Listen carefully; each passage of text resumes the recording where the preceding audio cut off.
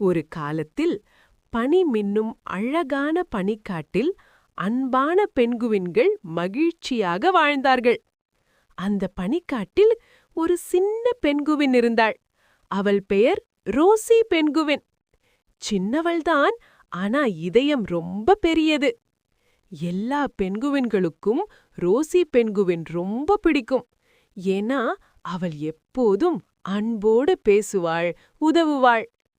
ஒரு நாள் திடீரென பெரிய பனிப்புயல் வந்தது. காற்று சத்தம், பனி பறந்தது. குட்டி பெண்குவின்கள் எல்லாம் பயந்தார்கள்.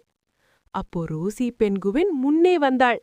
பயப்படாதீங்க, நாம எல்லாரும் சேர்ந்திருந்தா எந்த புயலும் நம்மை வெல்ல முடியாது. ரோசி பெண்குவின் எல்லாரையும் ஒரு பாதுகாப்பான பனை குகைக்குள் அழைத்தாள். குட்டிகளை நடுவில் வைத்து எல்லாரையும் பாதுகாத்தாள்.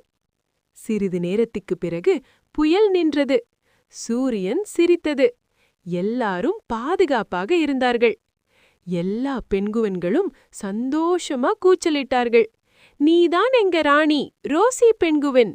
அவளை தூக்கிக் கொண்டார்கள். ரோசி பெண்குவின் சிரித்துக்கொண்டே சொன்னாள், ராணி நான் மட்டுமில்லை, நாம எல்லாரும் சேர்ந்துதான். நீதி: அளவு முக்கியமில்லை, அன்பும் துணிவும் தான் உண்மையான பலம்.